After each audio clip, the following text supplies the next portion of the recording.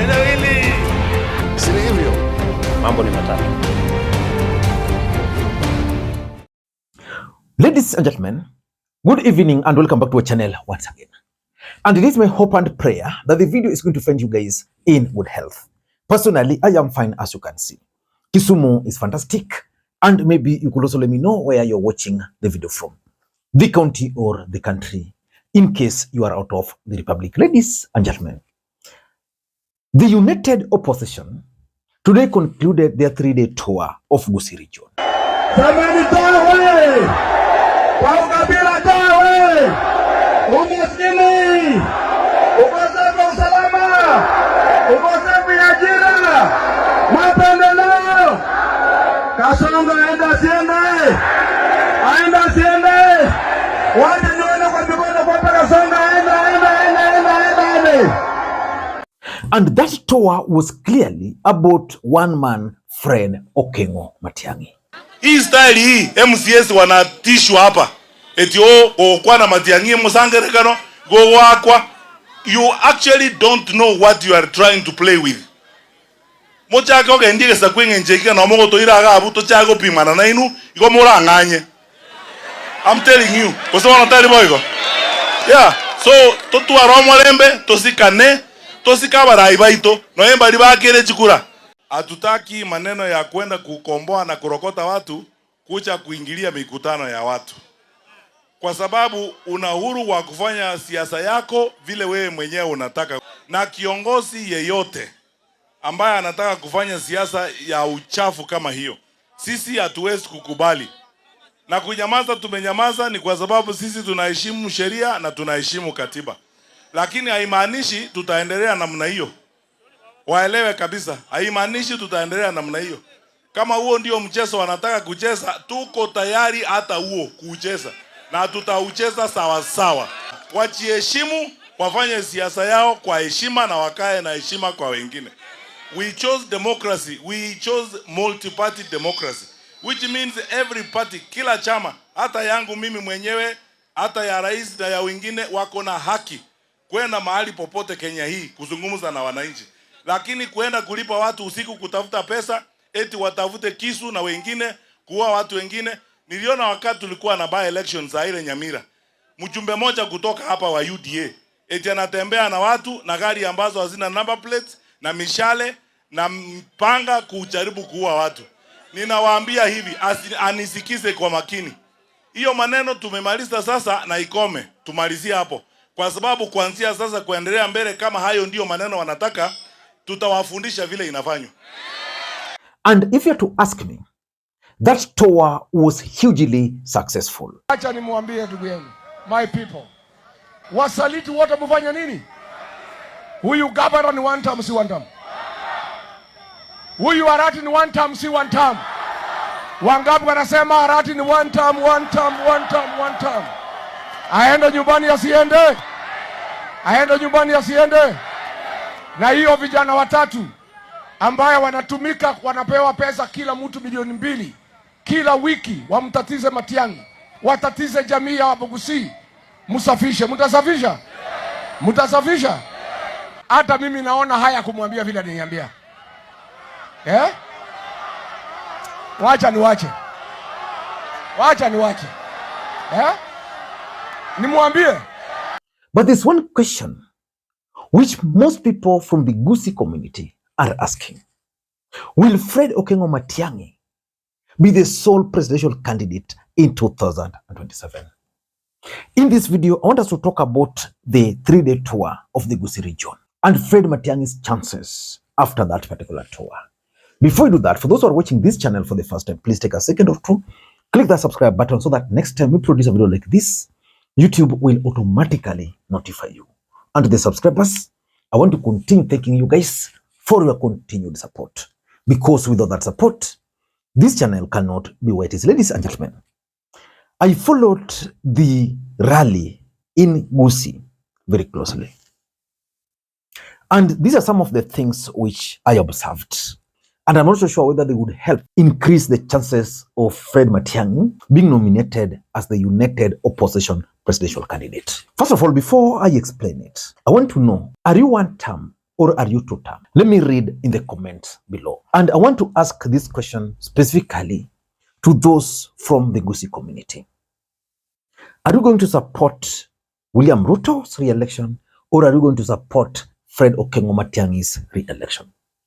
And should Fred Matiang'i not be nominated as the sole presidential candidate, who will you vote for as the next president of the Republic of Kenya? Ladies and gentlemen, Fred Matiang'i is a very shrewd politician.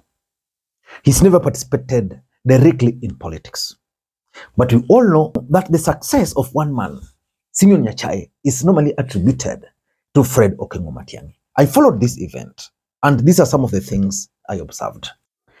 Number one, Fred Matiang'i tactfully introduced Jubilee Party into the picture in Gusii region.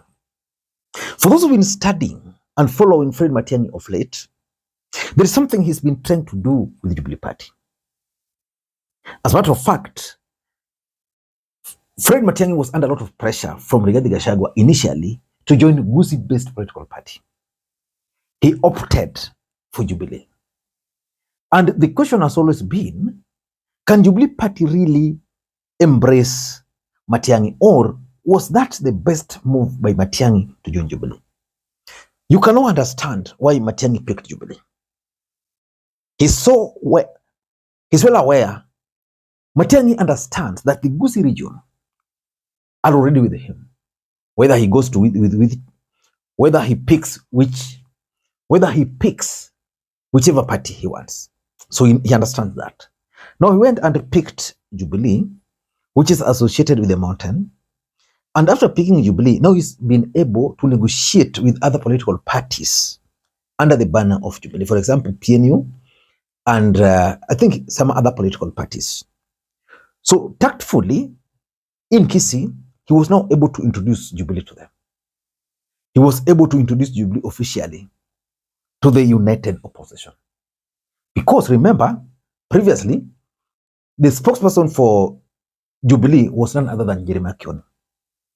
Jeremiah Kioni was removed, and now the first political event in Gusii under Jubilee, Matiang'i was present.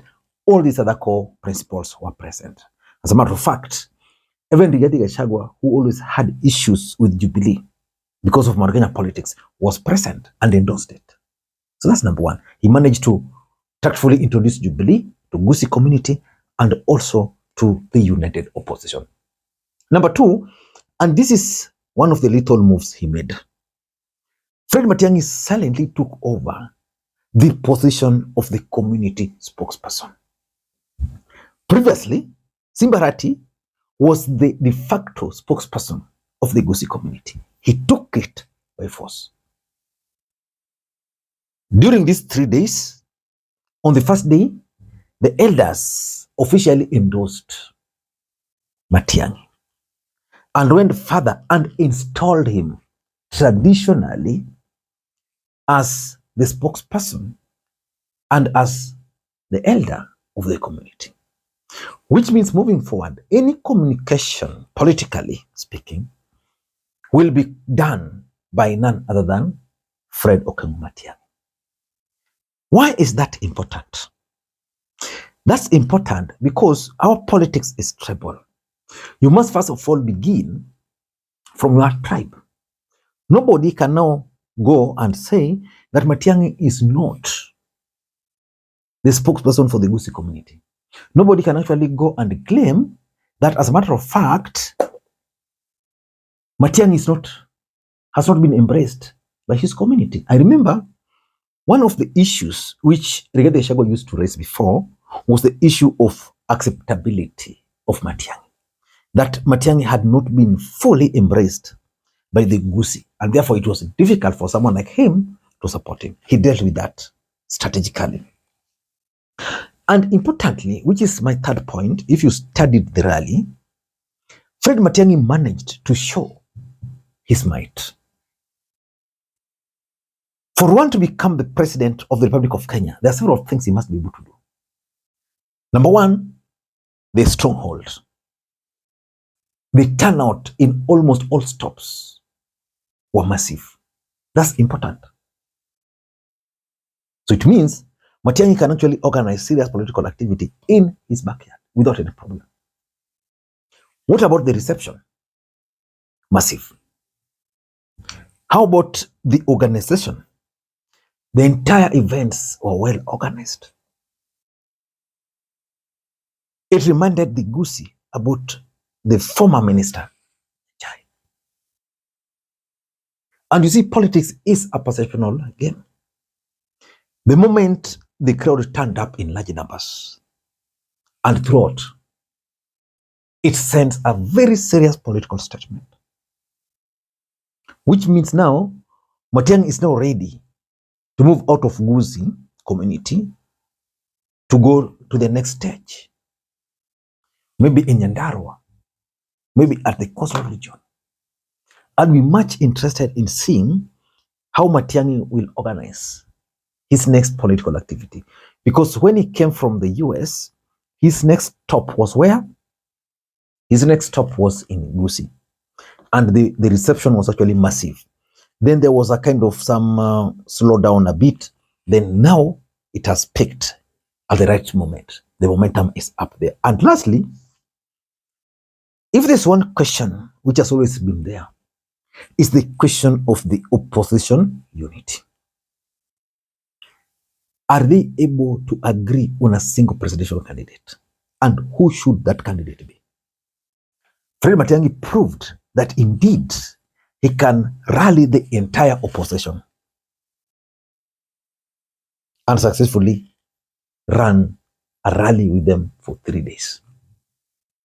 It means in an ideal situation, if he were the presidential candidate, he can rally these guys, move to the next stage, move to the next place, move to the next place. I don't know what you think, but I think personally, the event in Kisii has really helped Fred Okengo Matiang'i in so many ways. But let me just explain to you guys one of the ways it has helped Fred Okengo Matiang'i. The fact that there was that huge turnout, nobody now can doubt his ability. He can fund things, he can move, he has ability to bring the guys together. That is exactly what is needed of a presidential candidate. I don't know what you think. And that's my take. Until next time, this is Makwiny. Bye-bye.